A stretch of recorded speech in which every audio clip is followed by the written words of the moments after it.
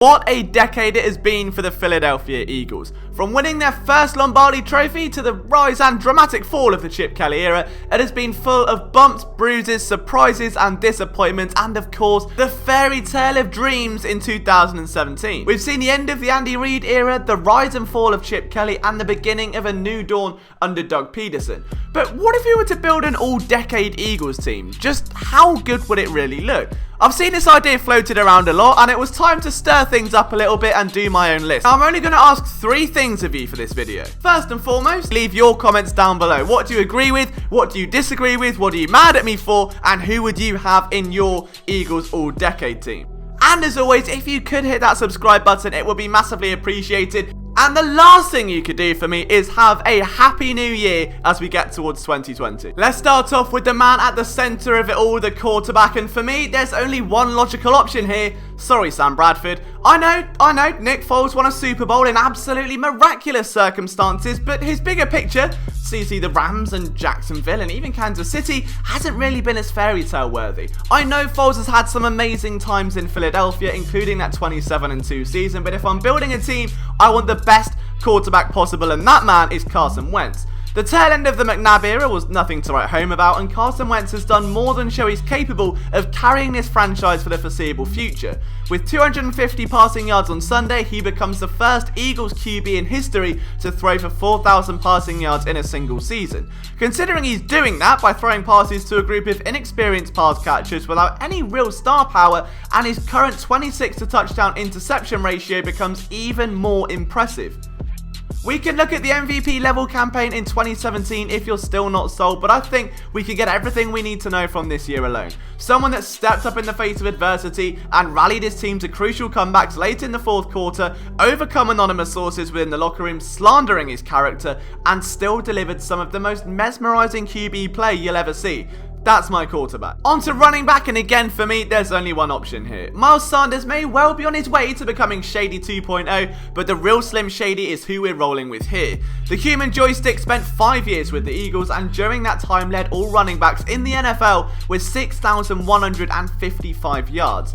Averaging 4.7 yards per carry, McCoy was a bona fide star, and the Eagles are yet, Sanders pending, to find another one who can break ankles and change games in the way McCoy once did. At either end of the bookshelf, we're going to have the same duo that we went into 2019 with. It's Jason Peters on the left, Lane Johnson on the right. Give me this duo until the day I die. There may be no better combination of tackles in the NFL, and the Eagles have been blessed by their elite play for such an extended period of time that it's often overlooked. Peters may be on the decline now and picking up false start penalties like there's no tomorrow, but the bodyguard has been one of the lone constants on this team since arriving all the way back in 2009, making 6 Pro Bowls in that time frame. He's a future Hall of Famer, no question.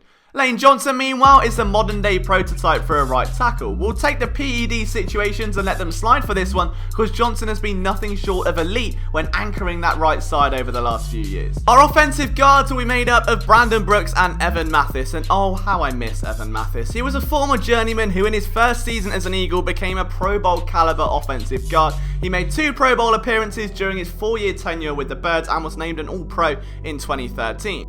On the other side, Brandon Brooks, and what more needs to be said about this man other than the fact that he's an absolute warrior. Recovering from a torn Achilles way ahead of schedule and mauling his way through everyone in his path? How about inspiring a generation of Eagles fans through being so open about his battle with anxiety? Or being named the Pro Bowler 3 years in a row? There is nothing else that needs to be said. Brooks is an elite talent and Philly is very lucky to have him. At centre, there could be no one else than this man. It's amazing that out of an entire decade of play, 4 of the 5 players on the offensive line are still on the team today. Jason Kelce has played in a whopping 130 games since being drafted by the Eagles, garnering 3 Pro Bowl appearances along the way. He's been a constant throughout 3 eras of play, which considering how tumultuous one of them was, that's stunning. His athleticism when it comes to run blocking, dominance in pass pro, and passion he has to lift everyone around him simply cannot be questioned. Kelsey may even end up on the all-time Eagles list. Tight ends, Zach ERTZ, BRENT, CELEK. Again, give me this duo until the day I die. Zach ERTZ is breaking every record in his path, and BRENT CELEK will go down as one of the all-time greats in Philadelphia. This partnership was just so fun to watch. CELEK was a great blocker who often provided a receiving burst when nobody expected, while the rise of Zach ERTZ since he was drafted in 2013 has been nothing short of sensational. And also, name a more wholesome moment than seeing BRENT CELEK win a Lombardi trophy. Okay, this is going to be the first one that annoys people. Wide receiver, DeSean Jackson, Jeremy Maclin, and Jordan Matthews. Right, now listen before you click off the video, alright? Listen up a minute. As a wide receiver 3 and as a slot guy, it was between Jason Avant, Jordan Matthews, and Nelson Aguilar. And I'm taking the man who led the NFL in slot receiving yards from 2014 to 2016 and then developed into a WR2 who caught a touchdown against the Saints in the playoffs 2 years later. DeSean Jackson and Jeremy Maclin was simply an iconic duo, and the speed of DeSean needs no explanation. He was also the team's most productive receiver by a mile this decade, recording 4,208 yards and 23 touchdowns.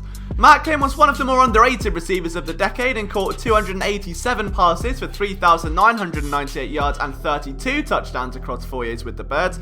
And I could have gone with Alshon Jeffrey, but I haven't really seen anything that convinces me he's worth the immense salary he's guaranteed next year since 2017. On to the defensive side of things, and we're going to start in the trenches. We've got Fletcher Cox and Bennie Logan at defensive tackle. Cox is a generational talent and will forever be underrated thanks to the existence of Aaron Donald. He's a 5-time Pro Bowler already and has been on the team for 8 years now, garnering an astonishing 48.5 sacks in that span, the most ever by an Eagles defensive tackle. And if we're going to give him a running mate, we might as well give him the best run stuffer we can find, and that man is Bennie Logan. In this scheme, I think that would be a truly dominant partnership. At defensive end, we've got Trent Cole and Brandon Graham, and the eyes of Trent Cole still give me nightmares. His 38.5 sacks with the Eagles this decade don't do him justice. He was an absolute monster whose 85.5 sacks as an Eagle are second to only Reggie White. As for Brandon Graham, he's the only player not named Jason Peters to have spent the entire decade in Philly.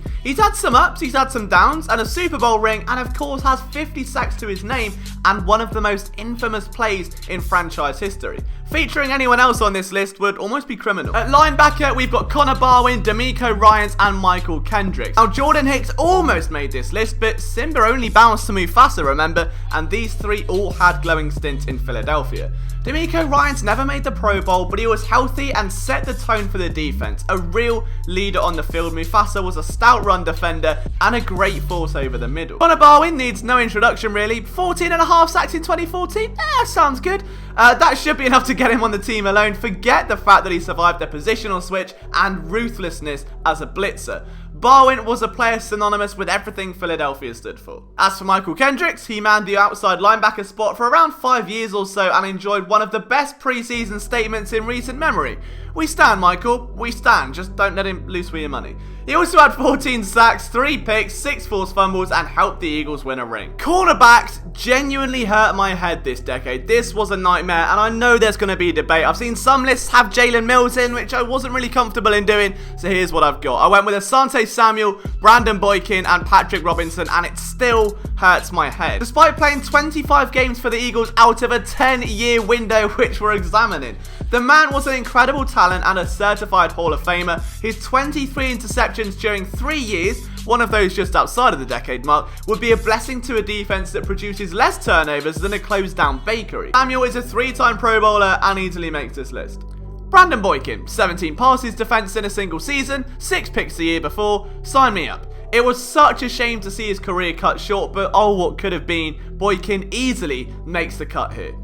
And I get that Jalen Mills has done a lot for this team, and if I'm picking a slot corner to go inside of those two, I'm willing to go all in on one of the best stories imaginable. Patrick Robinson's 2017 season started off with an awful training camp where he was only bumped into the nickel thanks to a trade for Ronald Darby. That was where Robinson shined for the Colts. It was where he shined for the Eagles in one of the best single season performances by any Eagles corner since Asante Samuel's existence. Fight me. At safety, I don't think this needs changing. Malcolm Jenkins and Rodney McLeod would only really be challenged by Walter Thurmond? I don't know. Jenkins is one of the best safeties in Eagles history, period. His 3 Pro Bowls do not do his play justice, and believe it or not, he has still never missed a game in Midnight Green. Not one. 11 interceptions, 5.5 sacks, and 31 tackles for a loss just don't ring true how impressive he's been gluing a secondary together that has looked destined to fall apart for years now.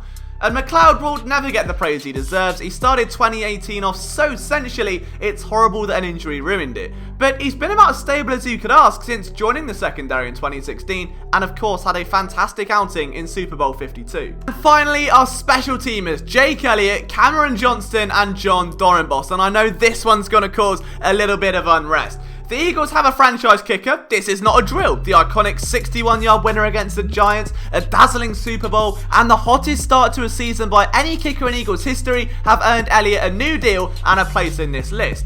Donnie Jones v Cameron Johnston, meanwhile, oh my god, this is where it's going to get messy.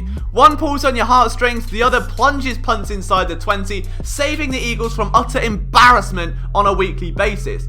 Cameron and his iron leg actually hold the NFL record for the highest career punting average, so sorry Donnie, this one goes to the man who has literally been the MVP for 2 years now. Oh, and John Dorenbos, because he is the most lovable human ever and a 2-time Pro Bowler. All time great. Now, I'm sure many of you disagree with this, and that's the whole point of this. I want to have a discussion with you guys, so let me know your agreements, your disagreements, and who you'd have in your all-decade team down below. Thank you so much for all of your support in 2019. We've got a couple more surprises lined up for you from myself, Liam Jenkins. We'll see you soon.